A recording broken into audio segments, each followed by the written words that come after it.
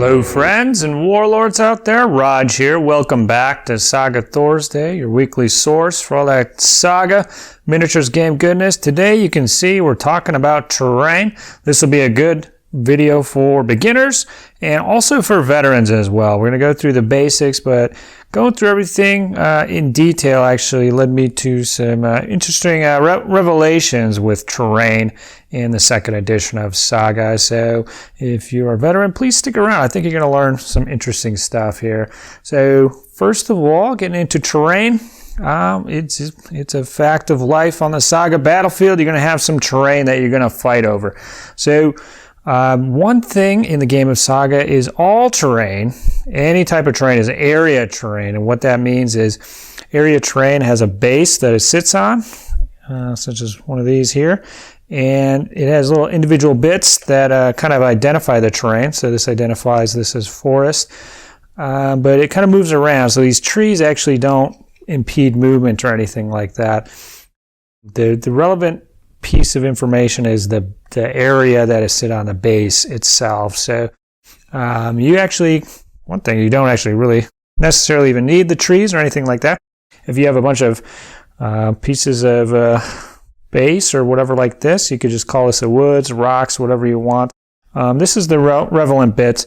Now obviously having the trees and everything add the fun flavor to the game, so I wouldn't recommend not doing it. But if you're in a pinch, the actual area base is what's important in the game of Saga. So all the measurements and stuff done from the base.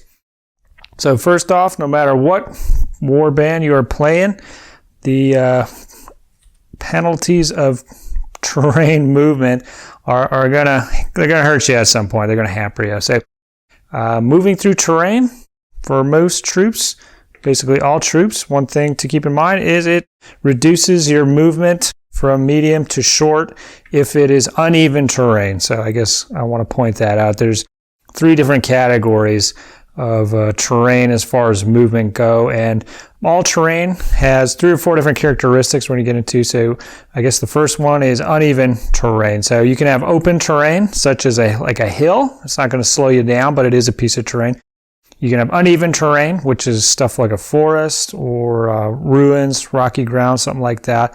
And that's where the penalty comes in. Then you have something called dangerous terrain, which I'll get into right after this.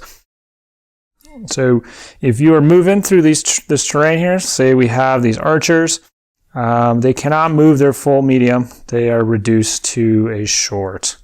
One thing to keep in mind is this doesn't stack with the fatigue penalty that somebody can place on you. So if they have a fatigue and your opponent wants to reduce your movement to short, going through the woods reduces you to short.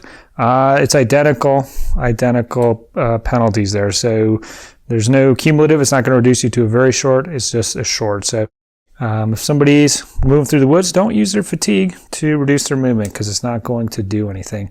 Now the important bit here is we have our warlord on a mighty steed. He also reduces his mighty movement of long or 2 mediums if your cav 2 is short, and that is a big hit for cavalry. So cav don't like going to the woods.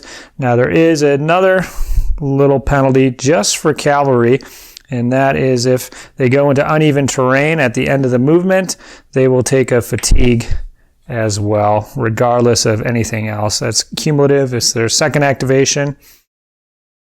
They take a fatigue for the activation, then they could take a fatigue for having that movement ended in uneven ground. So that brings us to dangerous ground, which there isn't a lot of dangerous ground out there currently. In the official rules, there just be a marshland or a fen. So something like that is dangerous, and that kind of is similar to the way this cavalry rule works. So if this were dangerous ground, for example, for these archers, they'd have their movement reduced from a medium to a short.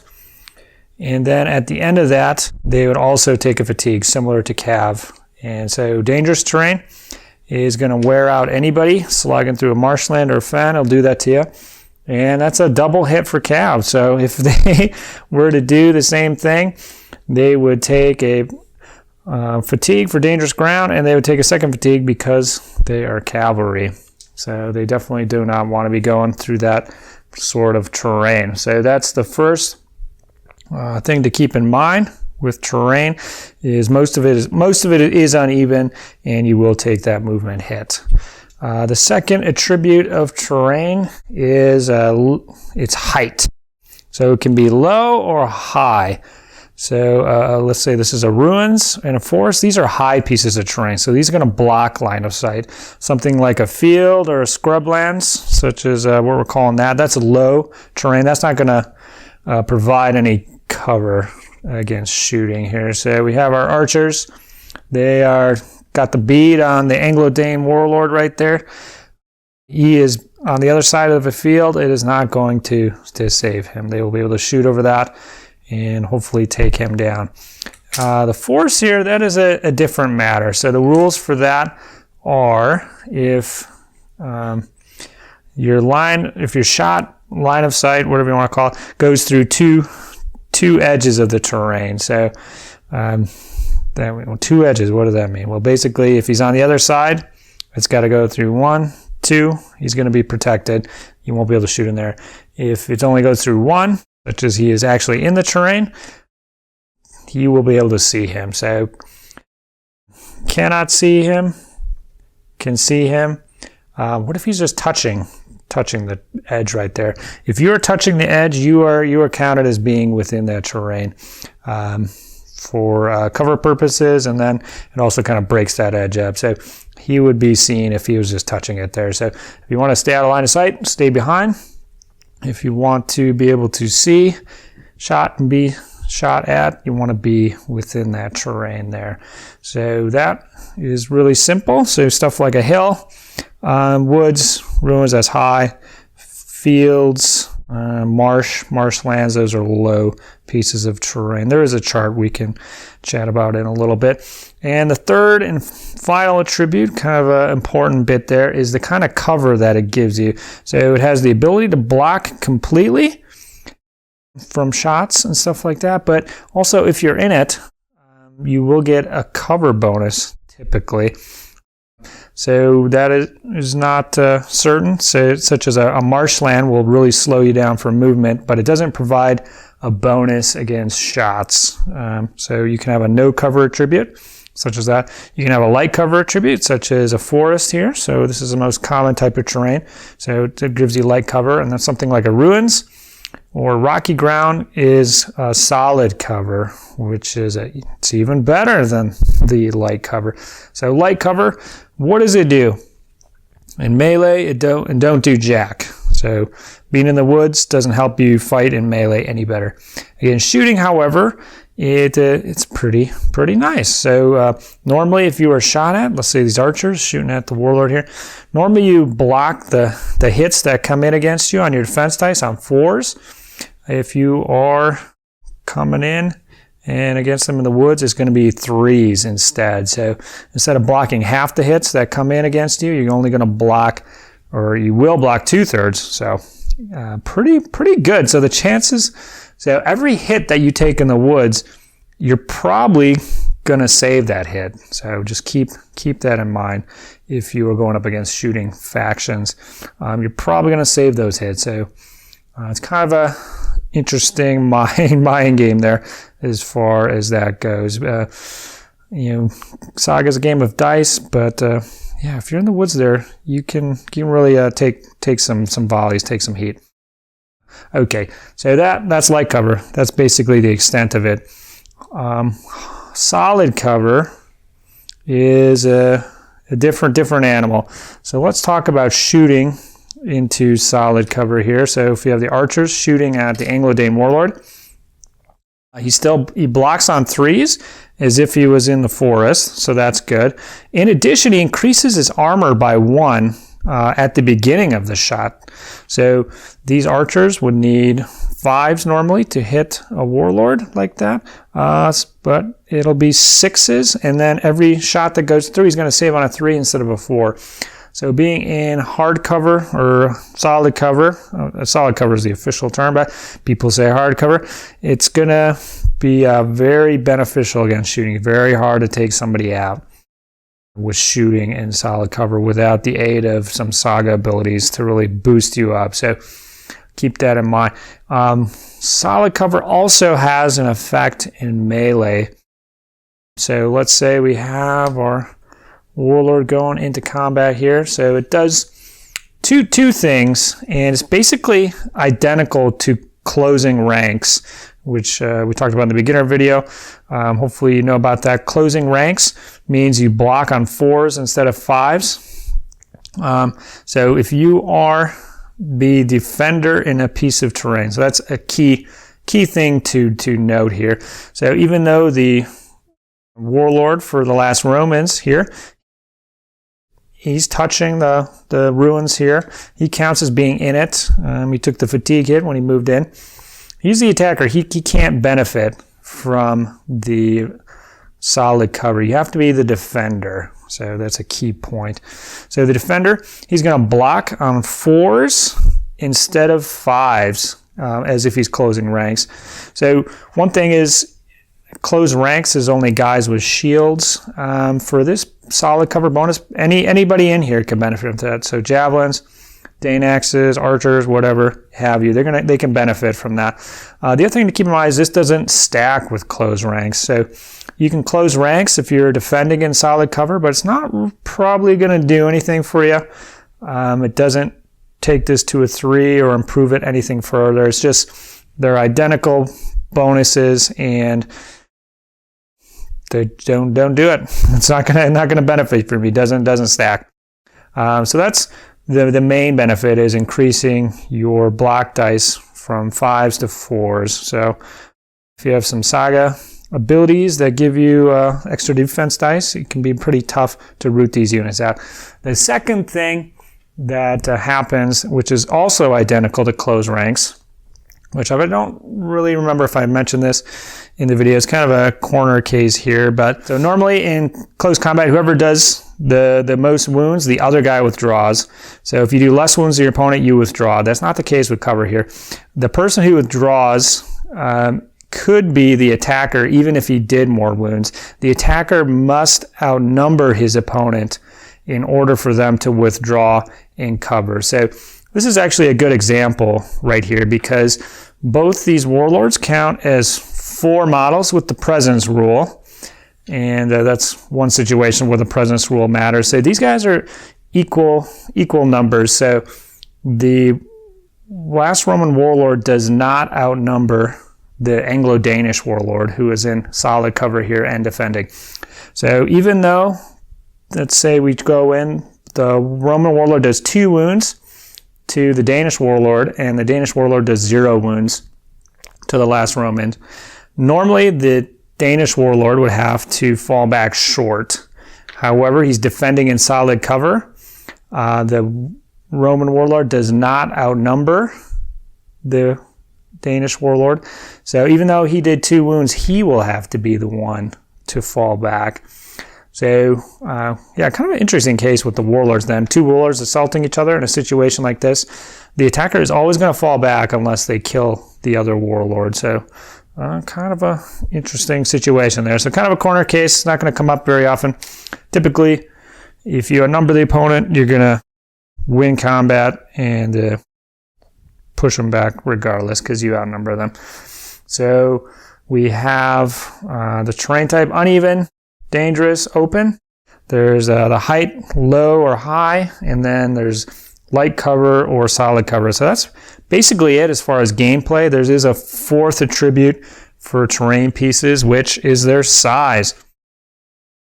So when you're putting out terrain, it can be a small or a large. So basically the difference is an 8-inch square versus a 12-inch square. So one thing to keep in mind with squares is, and I don't know why they went for squares instead of circles, but the hypotenuse, I think the corner there, is actually 11 inches. So even though it's an 8-inch square, you could have a piece of terrain up to 11 inches almost, as long as it's kind of an oval shape. And there's a minimum width for terrain pieces in the new edition. For small pieces, it's a short, and for larger pieces, it's a medium. So keep that in mind. Those are kind of the official guidelines. Obviously, terrain is something that You can kind of play fast and loose with your friends, but those are the official rules for the terrain sizes. So how do we put down the terrain in the game of Saga? So I'm going by the Clash of Warlords rules. So this is the one scenario in the official Saga rulebook, and it has how you lay out the terrain. And it's actually part of the scenario. So both players roll off. Whoever rolls highest can put down the first piece of terrain. Players take turns placing the terrain on the board. You cannot put it within short of another piece of terrain. So something like this wouldn't fly. You want to put it like that. And then as soon as one player decides to stop, which there has to be 3 pieces of terrain. So once that happens, so this could be a viewable board here with 3 different pieces of terrain. Someone can stop.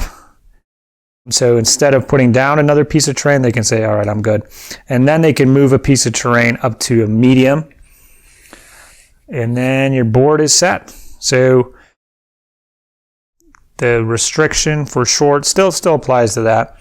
So you can't smush 2 pieces of terrain together with that movement. It must be something like that. So a couple things here that is different than the prior edition of Saga. I like it. It's more streamlined. The things to keep in mind, so the person going first is going to set up at least 2 pieces of terrain. And since you're always putting the terrain down, it doesn't disappear or anything like that. Your opponent can move it. You can kind of rely on having a piece of terrain in a spot for your battle. So Saga's played on 3x4 board. You can kind of put down something in the middle area, and it's probably going to be there. You can kind of rely on that. And since this is the only scenario currently until we get the Book of Battles, you can kind of base your battle plan around that a little bit as far as having a piece of terrain for your shooters to move into, or having your cav move around or something like that. So something keep in mind with Saga, the terrain is part of the Warlord scenario, part of the fun. Obviously you can do other scenarios or have it pre-set up or come up with a different way, but that's the official way of doing things. And this is a chart of the terrain types. These are, again, the official ones. Obviously you and your buds can come up with your own stuff with different attributes, but it has the type of terrain, its classifications that we talked about, the number of terrain pieces that could be out there, and then whether it could be a small or large or both. So there are some pretty specific guides here for what you can and can't do. So keep that in mind. And yeah, so that's kind of the gist of it. So there are some interesting things that I want to talk about. So if you're a veteran, this will probably be interesting to you. So one thing in Saga, there isn't just something like this, a rock, which in other games you could put down. This would be just an impassable piece of terrain. There's nothing like that in Saga 2.0. In the Battle for the Gardens battle report, I had little pieces of terrain like that count as impassable, but that's for our scenario. There actually isn't anything like that could stop you from moving through this. So if you think of like an impassable piece of terrain, you think of you have to move around it. All the terrain is area terrain. So something like this actually isn't a good piece of Saga terrain, because this ruin is built in to this piece of terrain here. So it actually, you should be able to put your model wherever you want in here, but it kind of inhibits you a little bit. So that's why it's not a great piece of Saga terrain. You should be able to move it around wherever you want. So something like this, it doesn't meet the size requirements for a small piece of terrain because it needs to be at least the width of short, which it does not meet. So it's not a piece of official terrain, and just impassable terrain just doesn't exist. And I kind of think the reason for that is because the way that movement works, where you have to move straight all the time. So if you had something like this, where these archers and the warlord here, this would be a two activations if you had to go around it. And I think they consciously made the decision of, we don't want something like that in Saga 2. So you can move through anything in Saga. So it could be reduced to a short, but you can make that move. So I think that was a conscious decision. Actually, the only thing that blocks the movement of your troops are your own troops and enemy troops. So the terrain actually, it can slow you, but it actually won't block movement at all. So you can obviously use pieces of Unpassable Terrain in your games if you want, but the kind of the official thing is they're not used in Saga. Now, similarly, we have a building. So buildings are awesome. This is a nice foreground Saxon hut, I think, is what that is. So there actually is a little blurb about the buildings, and there might be some forthcoming rules in the new edition of the Book of Battles, whenever that may come out. But these used to be kind of complicated, and basically for 2.0 currently, these count as ruins. So again, you can just move through them however the heck you want. Obviously, it's easier if the building can come off the roof there, but they're not impassable. They can be moved through regardless. So try to keep that into your Saga mind, that you can move through whatever terrain you want. It doesn't matter. So those are the rules for buildings currently. Another thing that you won't see in Saga are walls like this. Obviously, you can spruce up your battlefield however you like. You can put walls and stuff down like that, but there's no rules for these in the official terrain rules. And I think this goes back to first edition. I think it might even say within that rule book why they don't have them, but one thing, something like this doesn't meet the width guidelines, and I think that might be why. But they had rules for walls and stuff, but what happened was you would typically move up to the wall with your troops, count some hard cover there, solid cover, you're defending the wall, and then they wouldn't want to move because they had a good solid defensive position, and then these guys wouldn't want to attack necessarily. So it was a race for the walls in their test games, and they didn't think that was very fun, very Saga-like. So that's why they don't exist rules-wise in Saga. So you can throw down walls and stuff like that, but it's not gonna. It shouldn't have an impact on your game. I'd recommend just counting them as open pieces of terrain, just for flavor, just to get a cool battlefield. Similarly, I don't have a water piece, but in the official rules currently, there's no rivers, ponds, lakes, something like that. There is a marshland fen, which you could use to represent those, but there's no real water features represented. Now, with the Book of Battles coming, that's definitely going to change. There's a battle for the ford scenario, I think is what it's called. That's pretty famous. In the prior editions, there's a river going down the battlefield, and with two fords, and both troops would fight over it. But in a standard game, you won't have a river that you're going to be fighting over. Another scenario-specific piece of terrain I have to mention is the campfire.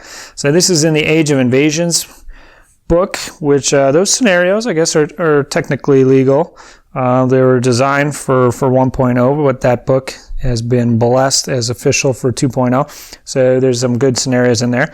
Battle for the Campfire, I have to imagine this will be in the Book of Battles. It's a really fun scenario, and just having a campfire model, I think, is really fun for this scenario. So I think this is a Reaper model here, maybe with some conversions like that. So if you have something like that, I think it's a good piece for your Saga terrain collection.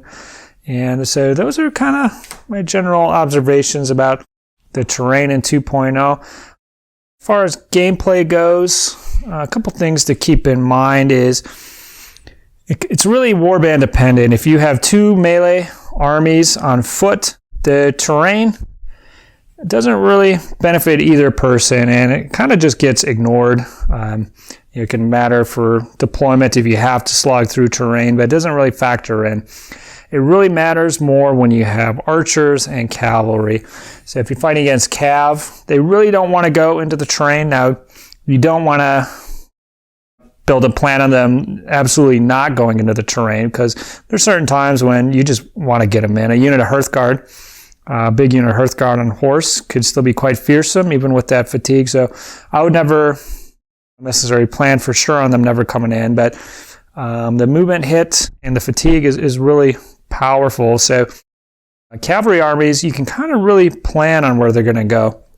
So there's going to be certain lanes with terrain where the horses are going to go, so you can kind of plan around that. With shooting, it's a big deal for both players, either on the receiving end or the shooting end, especially for javelins, I would say. So javelins have a range of medium, and if you're in the woods, your movement is short, but your shooting is medium. You can see just being in the woods means you can shoot at somebody, and they cannot charge you in a single activation. It would take 2 activations. So you can see the power right there of having your missile troops in the woods, shooting out. It makes more activations to get to them, more fatigue for your opponent, and it's going to mean more missile troops alive after those activations. Similarly, you definitely... It's kind of a mixed bag when you're being shot at. Being in the woods slows you down, so it takes more activations to move. There's more opportunities for the opponent to shoot you. But blocking on 3s instead of 4s, that's pretty big. You go from blocking half the shots to most of the shots. If you can combine that with a combat pool to give you extra dice, or if your board has extra block dice against shooting activations, it can be really quite powerful and make you immune to shooting. So if there's a heavy shooting involved in these matchups, oftentimes it can be a race for the woods, and whoever gets there first can really stake out a claim and make it difficult for the opponent. So some observations to keep in mind. And yeah, if you have any thoughts you'd like to contribute, if you have any questions about what I talked about, please drop a comment below. If you have pictures of your terrain, I'd love to take a look at that. I know my goal for the summer, the rest of the year, is to get a piece of terrain for every item in that chart in the Saga rulebook. So when I'm doing these battle reports, I could have a full range of the Saga terrain available and kind of play with those rules. I think that would be fun. It's a good goal. I'd recommend that for other folks too, to be a goal as well. Could be quite fun. So if you have sweet piece of terrain, I'd love to see them. Please post a link. Otherwise, thanks for liking, subscribing, sharing, all that. Yeah, let's keep it going. Let's keep doing this. I'm gonna catch you guys next week. Have a good one. Saga!